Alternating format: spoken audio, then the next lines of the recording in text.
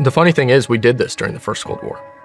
Like when air power first started, we were looking at all these different approaches to taking out aircraft. Like the F-104 is an interceptor. It's basically like a rocket with wings to go out and take out Russian bombers.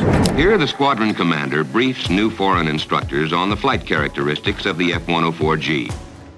You've got literally ideas of like nuking the air going on at the time. And what ended up winning out is solid rocket motor with aero control surfaces.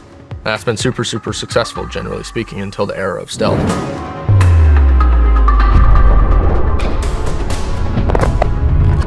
That's our approach with DART, is like vertically integrate this thing as much as possible, drive the cost down as much as you possibly can, optimize it to make hundreds of thousands, because you're going to need so many of these systems. If our adversaries are making hundreds of thousands of systems, we need hundreds of thousands of interceptors, at least. And that's assuming you even know where they're going to strike. You actually likely need significantly more if you want to have true defense. Man, this is wild, man. I mean, as you're describing all this stuff and you're talking about the decentralization, decentralized military force.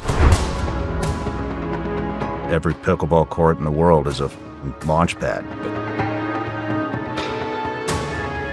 This is why revolutions in military affairs are always so dangerous to great powers. Is like you as the US just have so much confidence in your way of doing things. We need to start today. And I think, one, you need decentralized deep strike capability. You need decentralized ISR capability. And so your actual effects downrange obviously have to be decentralized. You need to have assets that are capable of decentralized logistics, right? You can't require a tanker to refuel in air.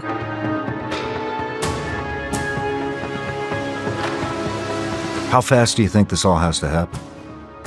China's doing it real fast. So like they released a boat, I think in January, that's a commercial cargo ship that has containerized munitions. That means you have like a Connex box, like a shipping container, that can launch anti-ship missiles. So you don't know if that shipping container is on. Holy shit.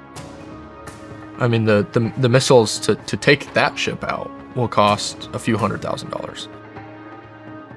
But even that, I think, is too centralized. Like, if an actual conflict starts, you're taking those out pretty quickly.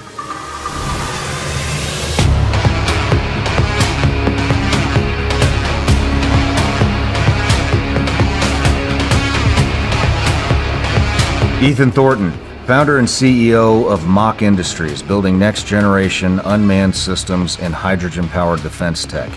Dropped out of MIT after one semester in 2023 to focus on Mach full-time, backed by top VCs like Sequoia, Colsa, and Bedrock, with major Army contracts and a growing factory operation. Passionate about broader issues like Taiwan's semiconductor role, dollar reserve currency status, social decay, neo-feudalism, and post-partisan solutions. This is going to be a real good talk. I think the stratosphere is sort of the most important military domain moving forward, and so I was obsessed with balloons, which is a bit of a weird one, but we'll talk about it, I'm sure. Holy shit. How old are you? That one, I think I was 16, 17. It didn't work very well, for what it's worth.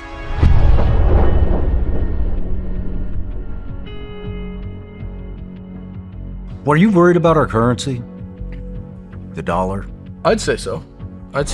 There are a bunch of different ways that the dollar became basically the global reserve currency, but it is very structurally important for a number of different reasons that other countries trade in dollars. It actually gives you the ability to freeze people's funds. The Supreme Court's ruling on tariffs is deeply disappointing. It directly actually ties to geopolitical power. And this is actually one of the things that's weakening it, is when the Ukraine war kicked off, we started freezing assets that other countries held, right? And so that's obviously an incredible power as a country. What happened when we did that is that other countries got uncomfortable with the ability of the US to do that. We weaponized our currency. We weaponized it, which is why you are the global reserve currency. And the idea of a global reserve currency is not a new thing.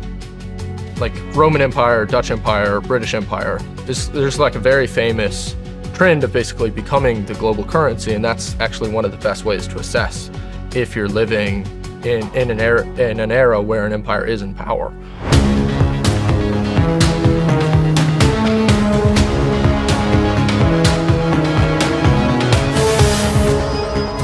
it a new? Is Mach a new company, or did you just keep morphing the company? I kept morphing it, so it went from Mach to Trident.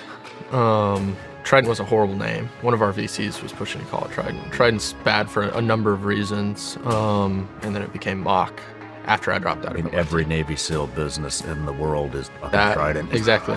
And I didn't know that when I started.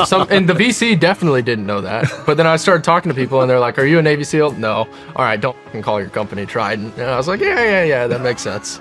Team guys are original and not so original at the same time. My first company was called Trident Security Solutions. Really? Yeah. Nice. Which is morphed into this.